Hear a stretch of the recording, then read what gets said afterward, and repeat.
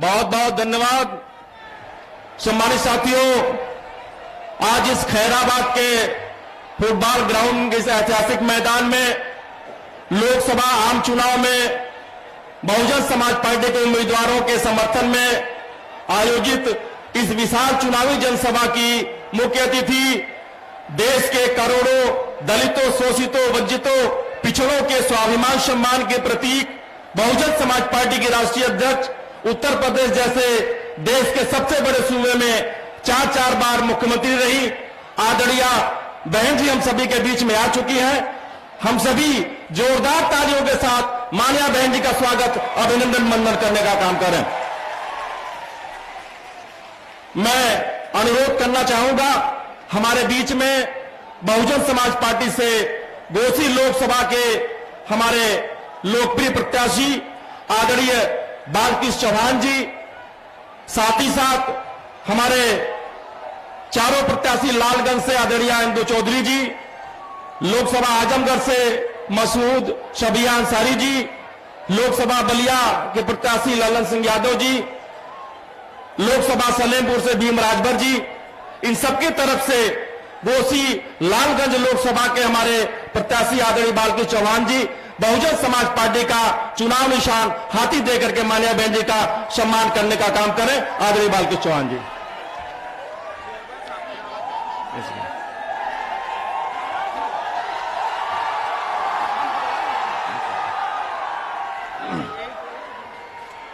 इसके बाद हमारे बीच में हमारे मऊ नगर पालिका के सम्मानित चेयरमैन भाई अरशद जमाल जी हमारे बीच में है। वो भी बहुजन समाज पार्टी के चुनाव निशान हाथी सिंबल देकर के माननीय बहन जी का सम्मान करने का काम कर रहे हैं। आदरणीय अरशद जमाल साहब। सम्मानित साथियों, अब बिना किसी विलंब के मैं मान्या बहन जी से सादर अनुरोध करना चाहूंगा कि मान्या बहन जी आए और इस उमड़े हुए जनसैलाब को दिशा निर्देश देने की कृपा करें। आदरणीय बहन जी।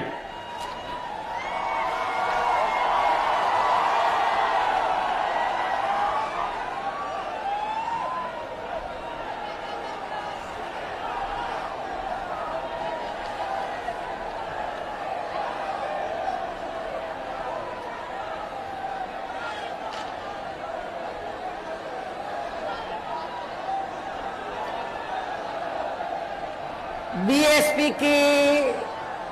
इस विशाल चुनावी जनसभा में इकट्ठा हुए पार्टी के सभी छोटे बड़े पदाधिकारी एवं कार्यकर्तागण, आज आप लोग देश में व यहाँ आपके उत्तर प्रदेश स्टेट में भी लोकसभा के लिए हो रहे आम चुनाव में अपनी पार्टी के उम्मीदवारों के समर्थन में अर्थात आजमगढ़ मंडल से आजमगढ़ सदर लोकसभा की सीट से श्री मसूद शबिया अंसारी, लालगंज सुरक्षित लोकसभा की सीट से डॉक्टर इंदु चौधरी, घोसी लोकसभा की सीट से श्री बालकृष्ण चौहान, पूर्व सांसद बीएसपी, सलेमपुर लोकसभा की सीट से श्री भीम राजभर, इनके समर्थन में मुझे सुनने के लिए यहाँ इकट्ठा हुए हैं, तो उसके लिए मैं आप सभी लोगों का हार्दिक दिल से आभार प्रकट करती हूँ। वैसे आप लोगों को ये मालूम है कि हमारी पार्टी कांग्रेस, बीजेपी व अन्य किसी भी विरोधी पार्टी तथा गठबंधन आदि के साथ मिलकर नहीं, बल्कि अकेले ही अपनी पार्टी के बलबूते पर पूरी तैयारी व दमदारी के साथ ये चुनाव लड़ रही है। इसके साथ ही हमने टिकट बंटवारे के मामले में भी सर्व समाज के लोगों को उचित भागीदारी दी है, जिनको कामयाब बनाने के लिए अपनी पार्टी के लोग पूरे जी जान से लगे हैं। हालांकि आज यहाँ आपकी इकट्ठा हुई अपार भीड़, वह भीड़ के जबरदस्त जोश को भी देखकर अब मुझे भी ये काफी हद तक भरोसा हो गया है कि पिछली बार की तरह इस बार भी आप लोग अपने प्रदेश से यहाँ लोकसभा आम चुनाव में अपनी पार्टी का बेहतर रिजल्ट जरूर लाएंगे। इसके लिए अब मैं आप लोगों का ध्यान कुछ जरूरी बातों की तरफ दिलाना चाहती हूँ और इस संबंध में विशेषकर मैं कांग्रेस, बीजेपी व इनके अन्य सभी सहयोगी दलों के बारे में ये कहना चाहूंगी कि आजादी के बाद शुरू में केंद्र व देश के काफी राज्यों में भी ज्यादातर सत्ता यहाँ कांग्रेस पार्टी के हाथों में ही केंद्रित रही है, किंतु इनके अधिकांश मामलों में रही गलत नीतियों एवं गलत कार्य प्रणाली आदि की वजह से ही फिर इस पार्टी को केंद्र व काफी राज्यों की भी सत्ता से बाहर होना पड़ा है तथा यही स्थिति इनकी सहयोगी पार्टियों की भी बनी रही है, जिसके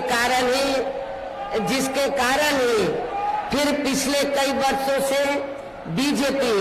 व इनके सहयोगी दल केंद्र एवं काफी राज्यों की भी सत्ता में काबिज हो गए हैं, लेकिन इनकी भी ज्यादातर रही जातिवादी, पूंजीवादी, संकीर्ण, सांप्रदायिक व द्वेषपूर्ण नीतियों एवं कार्य प्रणाली आदि से तथा इनकी कथनी व करनी में भी काफी अंतर होने की वजह से अब ऐसा लगता है कि इस बार ये पार्टी भी यानी कि भारतीय जनता पार्टी भी केंद्र की सत्ता में आसानी से वापस आने वाली नहीं है, बशर्ते यदि ये चुनाव इस बार फ्री एंड फेयर होता है तथा आम चर्चा के मुताबिक वोटिंग मशीनों में भी कोई गड़बड़ी आदि नहीं की जाती है और वैसे भी इस बार चुनाव में इनकी कोई भी पुरानी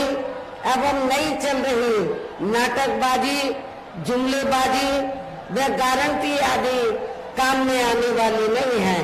क्योंकि अब देश की जनता काफी हद तक इस बात को समझ चुकी है कि इनकी पार्टी ने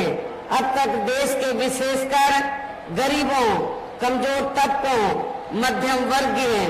एवं अन्य मेहनतकश लोगों को जो इन्हें अच्छे दिन दिखाने के असंख्य प्रलोभन भरे वायदे किए हैं तथा अनेकों हवाई व कागजी गारंटी आदि भी दी है, तो उनका जमीनी हकीकत में अभी तक इन्होंने लगभग 1/4 हिस्सा भी कार्य पूरा नहीं किया है, बल्कि इसके स्थान पर इनका ज्यादातर समय व ताकत भी यहाँ इनके अपने चाहते रहे बड़े बड़े पूंजीपतियों एवं धन्ना सेठों को ही ज्यादा से ज्यादा मालामाल व धनवान आदि बनाने में तथा इन्हें हर स्तर पर छूट देने व बचाने में ही लगी रही है, जिनके अधिकांश आर्थिक सहयोग से ही ये पार्टी व अन्य पार्टियां भी अपना संगठन चलाती हैं तथा चुनाव आदि भी लड़ाती हैं, जिनका काफी कुछ खुलासा बॉन्ड की आई रिपोर्ट से भी हो जाता है। और इस संबंध में वैसे आप लोगों को ये मालूम है कि अभी कुछ दिन पहले माननीय सुप्रीम कोर्ट ने रिपोर्ट दी है और रिपोर्ट से ये खुलासा हुआ है कि इस देश में कांग्रेस, बीजेपी व अन्य जो जातिवादी पार्टियां हैं, पूंजीवादी पार्टियां हैं, तो पूरे देश में बीएसपी को छोड़कर जितनी भी पार्टियां हैं उन्होंने इस देश के बड़े बड़े पूंजीपतियों व धन्ना सेठों से तो पार्टी के संगठन को चलाने के लिए, चुनाव आदि लड़ाने के लिए अरबों खरबों रुपया इस देश के बड़े बड़े पूंजीपतियों व धन्ना सेठों से लिया है। किसके जरिए? बॉन्ड के जरिए। लेकिन बहुजन समाज पार्टी ही एक अकेली एक ऐसी पार्टी है जिसने बॉन्ड के जरिए एक भी रुपया इस देश के किसी भी बड़े पूंजीपति या धनाढ्य से नहीं लिया। इससे साफ जाहिर होता है कि हमारी पार्टी दूसरी पार्टियों की तरह बड़े बड़े पूंजीपतियों व धनाढ्यों की आर्थिक मदद लेकर ना तो अपना संगठन चलाती है न चुनावबाजी लड़ाती है, बल्कि हमारी पार्टी बीएसपी के मेंबरशिप के जरिए वे मेरे जन्मदिन के मौके पर थोड़ा थोड़ा धन इकट्ठा करके चुनाव के दौरान भी अपनी पार्टी के लोगों से थोड़ा थोड़ा आर्थिक सहयोग लेकर हमारी पार्टी के संगठन को चलाती है और चुनाव आदि भी लड़ाती है। इससे ये स्पष्ट है। इसके साथ ही अब ऐसा लगता है कि कांग्रेस पार्टी की तरह ही बीजेपी ने भी केंद्र की तमाम सरकारी जांच एजेंसियों का ज्यादातर राजनीतिकरण कर दिया है। इसके अलावा देश के किसान वर्ग भी वर्तमान बीजेपी की सरकार में शुरू से ही अपनी विभिन्न समस्याओं को लेकर काफी ज्यादा दुखी व परेशान रहे हैं और अभी भी हैं। जबकि यूपी में 4 बार हमारी पार्टी की रही सरकार ने इनके हितों का भी हर स्तर पर विशेष ध्यान रखा है और हमारी पार्टी के नेतृत्व में बनी सरकार ने अपनी चारों हुकूमतों के दौरान हमने उत्तर प्रदेश में किसानों को खेती करने के लिए सस्ते साधन उपलब्ध कराए और इतना ही नहीं, उनकी फसल का भी हमारी पार्टी की सरकार ने समय से उचित दाम दिया है। इतना ही नहीं, बल्कि केंद्र में पूर्व की रही कांग्रेसी सरकार की तरह ही वर्तमान भाजपा सरकार में भी इनकी जातिवादी, हीन, सांप्रदायिक एवं पूंजीवादी सोच व नीतियों के चलते ही पूरे देश में सर्व समाज में से खासकर गरीबों, दलितों, आदिवासियों, पिछड़े वर्गों, मुस्लिम एवं अन्य धार्मिक अल्पसंख्यक समाज के लोगों का भी पूर्ण रूप से विकास व उत्थान आदि नहीं हो सका है। और इस संदर्भ में वैसे आप लोगों को ये मालूम है कि पूरे देश में यहाँ दलितों, आदिवासियों एवं अन्य पिछड़े वर्गों का सरकारी नौकरियों में वर्षों से अधूरा पड़ा आरक्षण का कोटा भी अभी तक पूरा नहीं भरा गया है। विशेषकर एससी व एसटी वर्गों के सरकारी कर्मचारियों का पदोन्नति में आरक्षण भी अब काफी हद तक प्रभावहीन ही बना दिया गया है। और यहाँ मैं खास तौर से आजमगढ़ मंडल के दलित वर्ग के लोगों को ये बताना चाहती हूँ कि जब समाजवादी पार्टी सत्ता में थी, श्री अखिलेश यादव यूपी के मुख्यमंत्री थे, तो श्री अखिलेश यादव ने तो यूपी के एससी व एसटी वर्गों के सरकारी कर्मचारियों का पदोन्नति में आरक्षण बिल्कुल समाप्त कर दिया था, खत्म कर दिया था। तो मैं आजमगढ़ के दलित वर्ग के लोगों से, कर्मचारियों से ये पूछना चाहती हूँ, क्या आप लोग ऐसी पार्टी को वोट देंगे? मैं समझती हूँ बिल्कुल भी नहीं देंगे। ऐसी पार्टी को आप कतई भी माफ नहीं करेंगे। साथ ही केंद्र व राज्यों में भी विरोधी पार्टियों की रही सरकारों में इन सभी वर्गों को प्राइवेट सेक्टर में आरक्षण दिए जाने की व्यवस्था किए बिना ही इनकी सरकारों के ज्यादातर सरकारी कार्य अब प्राइवेट सेक्टर के जरिए ही इनके बड़े बड़े पूंजीपतियों व धनाढ्यों आदि को ही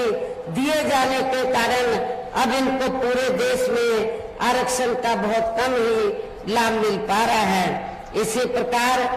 इनका अन्य और मामलों में भी शोषण व उत्पीड़न आदि होना अभी तक भी बंद नहीं हुआ है। इनके साथ साथ मुस्लिम व अन्य धार्मिक अल्पसंख्यक समाज के लोगों की भी हालत हर स्तर पर यह काफी ज्यादा खराब व दयनीय हुई बनी हुई है, जिसका काफी कुछ खुलासा सच्चर कमेटी की रिपोर्ट में भी किया गया है। इतना ही नहीं बल्कि पिछले कुछ वर्षों से केंद्र व अधिकांश राज्यों में भी बीजेपी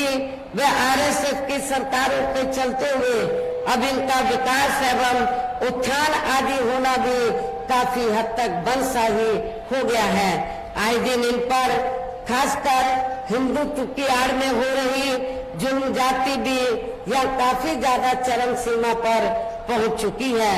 इनके साथ साथ अपर कास्ट समाज में से विशेषकर गरीब लोगों की भी हालत हमें कोई खास अच्छी नजर नहीं आती है। इनकी गलत कृषि नीतियों के कारण किसान वर्ग भी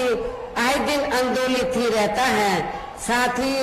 इनकी गलत आर्थिक नीतियों की वजह से देश की अर्थव्यवस्था पर भी इसका काफी बुरा प्रभाव पड़ रहा है, जिससे यहाँ विशेषकर छोटे एवं मध्यम वर्ग के व्यापारी वर्ग भी काफी ज्यादा दुखी व परेशान हैं। और अब केंद्र में पूर्व की रही सरकारों की तरह ही वर्तमान भाजपा सरकार में भी यहाँ पूरे देश में गरीबी, बेरोजगारी एवं महंगाई आदि भी लगातार काफी ज्यादा बढ़ रही है। देश में हर स्तर पर फैला भ्रष्टाचार भी अभी तक खत्म नहीं हुआ है। ऐसे में अब आप लोगों को देश में हो रहे लोकसभा चुनाव में कांग्रेस, बीजेपी व इनकी सहयोगी पार्टियों को भी केंद्र की सत्ता में आने से जरूर रोकना है, जिनके गलत नीतियों व गलत कार्य प्रणाली आदि को आप लोग काफी हद तक आजमा भी चुके हैं। ऐसी स्थिति में अब ये विरोधी पार्टियां इस चुनाव में भी किस्म किस्म के साम, दाम, दंड भेद आदि अनेकों हथकंडे इस्तेमाल करके केंद्र की सत्ता में आने की पूरी कोशिश में लगी हैं, जिनसे अपनी पार्टी के लोगों को हर स्तर पर काफी ज्यादा सावधान रहना है। और इस मामले में विरोधी पार्टियां अपने अपने पक्ष में हवा बनाने के लिए खासकर मीडिया, ओपिनियन पोल व सर्वे आदि का जो बड़े पैमाने पर इस्तेमाल कर रही हैं, तो उनसे भी अपनी पार्टी के लोगों को बिल्कुल भी गुमराह नहीं होना है। इसके साथ ही विरोधी पार्टियों के विभिन्न रूपों में जारी किए गए इनके हवाई व प्रलोभन भरे चुनावी घोषणा पत्रों एवं वायदों आदि के बहकावे में भी अपनी पार्टी के लोगों को कतई भी नहीं आना है, जिन्हें ये पार्टियां चुनाव खत्म होने के बाद ज्यादातर अमल में नहीं लाती हैं और अब जिन पर से देश की जनता का अधिकांश विश्वास ही उठ गया है। यही खास वजह है कि हमारी पार्टी किसी भी चुनाव में अपनी पार्टी का कोई भी चुनावी घोषणा पत्र आदि जारी नहीं करती है। वैसे भी हमारी पार्टी किसी भी मामले में कहने में बहुत कम बल्कि कार्य करके दिखाने में ही ज्यादा विश्वास रखती है। और इस बात का सबसे बड़ा सबूत ये है कि उत्तर प्रदेश में 4 बार हमारी पार्टी के नेतृत्व में रही सरकार ने चुनाव में अपनी पार्टी के बिना कोई जारी किए गए चुनावी घोषणा पत्र के ही प्रदेश में आम जनहित में काफी कुछ ऐतिहासिक कार्य करके दिखाए हैं, जिनकी अब देश में अधिकांश पार्टियों की सरकारें काफी नकल भी कर रही हैं। जबकि इस मामले में हमारी पार्टी का ये कहना है कि यदि इन पार्टियों के स्थान पर केंद्र में हमें अपनी पार्टी की सरकार बनाने का मौका मिलता है, तो तब फिर हमारी पार्टी की बनी सरकार केंद्र में यहाँ अब तक रही सभी विरोधी पार्टियों की सरकारों की तरह केवल हवाई व कागजी कार्य आदि नहीं करेगी, बल्कि उत्तर प्रदेश की तरह ही जमीनी हकीकत में ठोस कार्य करके दिखाएगी। और इस संदर्भ में खासकर मैं ये कहना चाहूंगी, केंद्र द्वारा देश में पिछले कुछ समय से अति गरीब परिवारों को अस्थायी तौर पर फ्री में जो थोड़ी सी खाद्य सामग्री दी जा रही है, तो उससे इनका स्थायी तौर पर भला होने वाला नहीं है। और वैसे भी इनकी ये जटिल समस्या देश में हर हाथ को काम देने से ही केवल दूर हो सकती है, जिसकी तरफ हमारी पार्टी की बनी सरकार विशेष ध्यान देगी। और इस संदर्भ में मैं आप लोगों को सावधान भी करना चाहती हूँ। आप लोगों को ये मालूम है कि पिछले कुछ समय से तो केंद्र की बीजेपी की सरकार द्वारा जो गरीब लोग हैं उनको थोड़ा फ्री में राशन देकर उसके एवज में उनसे वोट लेने की गुजारिश की जाती है कि आपको केंद्र की सरकार ने फ्री में राशन दिया है, तो इसके एवज में आपको बीजेपी को वोट देना चाहिए। आपको बिल्कुल भी इनके बहकावे में नहीं आना है, इनके चक्कर में नहीं आना है, क्योंकि पूरे देश में जो गरीब लोगों को फ्री में जो थोड़ा सा राशन दिया जा रहा है, तो ये बीजेपी की जेब से नहीं, आरएसएस के लोगों की जेब से नहीं दिया जा रहा है, बल्कि इस देश की जनता जो टैक्स के जरिए सरकार के पास पैसा देती है, उस टैक्स के पैसे से ये राशन मुफ्त में आपको दिया जा रहा है, ये किसी की जेब से नहीं। साथ ही देश में पिछले काफी वर्षों से आए दिन बढ़ रही गरीबी, बेरोजगारी व महंगाई आदि से भी जनता बहुत ज्यादा दुखी व परेशान है, जिसे भी आर्थिक नीतियों में तब्दीली करके जरूर दूर किया जाएगा। धर्म की भी आड़ में पिछले कुछ वर्षों से खासकर मुस्लिम समाज के लोगों का द्वेष की भावना से जो इनका काफी ज्यादा शोषण व उत्पीड़न आदि किया जा रहा है, तो उसे भी जरूर रोका जाएगा। और ये सब हमने अपनी यूपी की रही सरकार में करके भी दिखाया है। इसके अलावा हमने यूपी में सब समाज में से गरीब एवं बेरोजगार लोगों को बेरोजगारी भत्ता आदि न देकर उन्हें बड़ी तादाद में रोटी रोजी के साधन भी उपलब्ध कराए हैं, जो अब ये कार्य भी अधिकांश ठंडे ही पड़े हैं, जिनको फिर केंद्र में बीएसपी की सरकार बनने पर प्राथमिकता दी जाएगी। कहने का तात्पर्य ये है, देश में इस समय हो रहे लोकसभा चुनाव में विरोधी पार्टियों के जारी किए गए उनके हवाई व प्रलोभन भरे चुनावी घोषणा पत्रों आदि के बहकावे में अब यह खासकर देश के अति गरीबों, मजदूरों, बेरोजगारों एवं अन्य मेहनतकश लोगों को बिल्कुल भी नहीं आना है। और अब इन्हें ऐसी सभी विरोधी पार्टियों को हर हालत में केंद्र की सत्ता में आने से जरूर रोकना है, जिनकी कथनी व करनी में काफी अंतर रहा है तथा जिन्हें ये लोग वर्षों से आजमा भी चुके हैं। ऐसे में अब मेरा यही कहना है कि आप लोगों को अपने खुद के व अपने प्रदेश एवं देश के भी हित में अपने वोटों को यह कांग्रेस, बीजेपी व अन्य विरोधी पार्टियों को न देकर केवल अपनी एकमात्र हितैषी पार्टी बहुजन समाज पार्टी को ही देना है, जो ये पार्टी उत्तर प्रदेश की तरह ही केंद्र में भी अपनी पार्टी की सरकार बनने पर फिर पूरे देश में यह अपनी पार्टी की सर्वजन हिताय व सर्वजन सुखाय की नीतियों पर आधारित सरकार चलाएगी। इसके साथ साथ केंद्र से जुड़ी आपके क्षेत्र के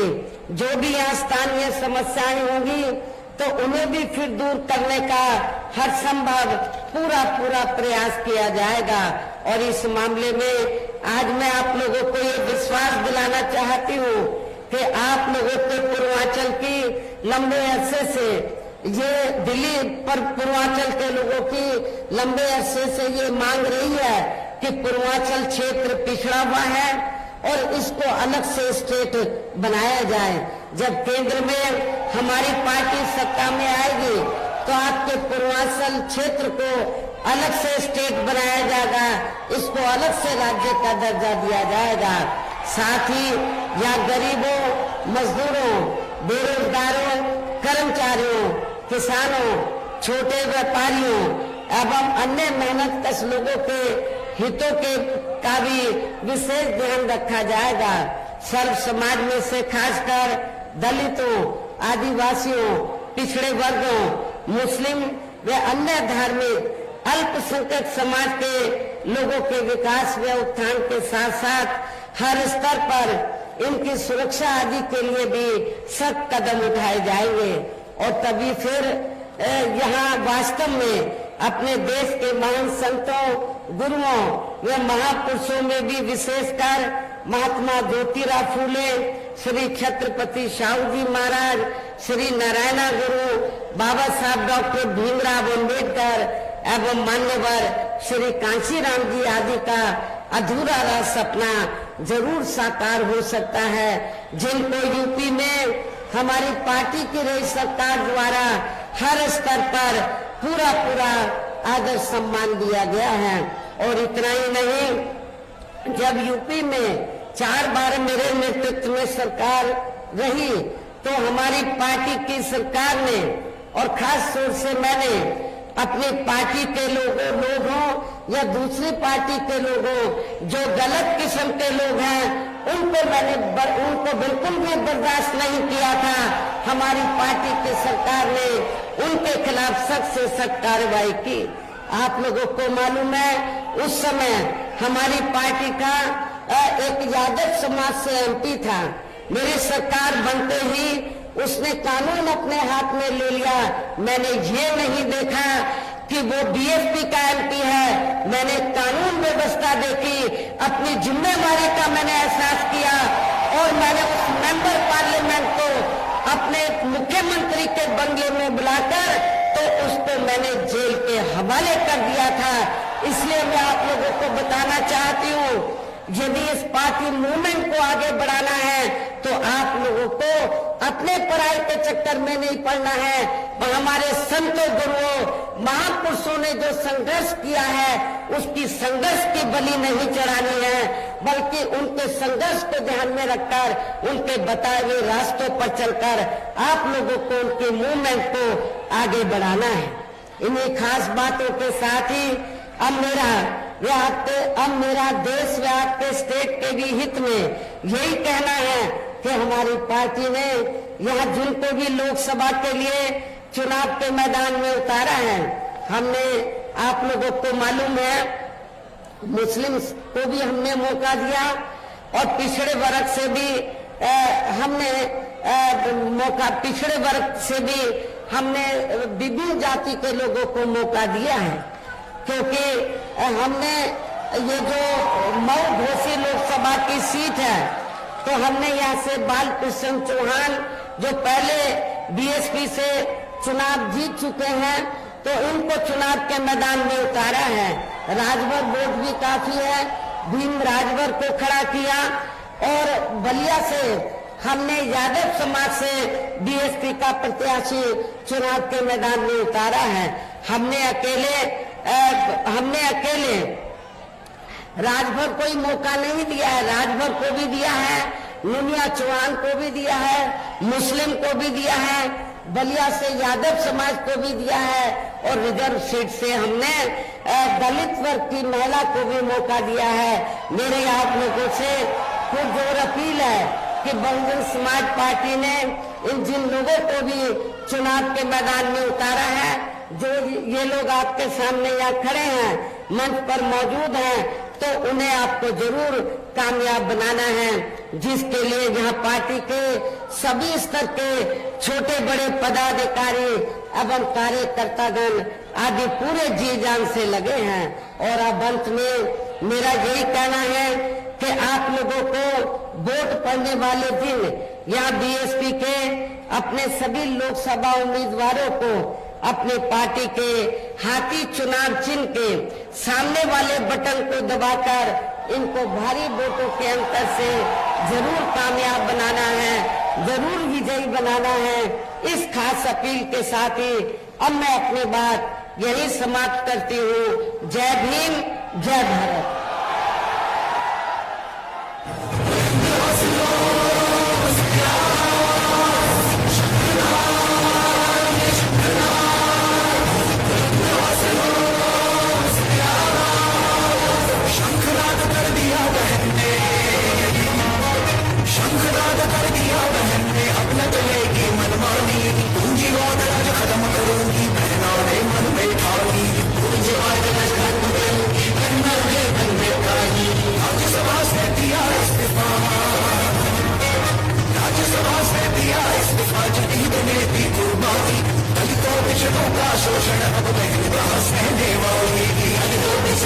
शोषण अब बहन का सहने वाली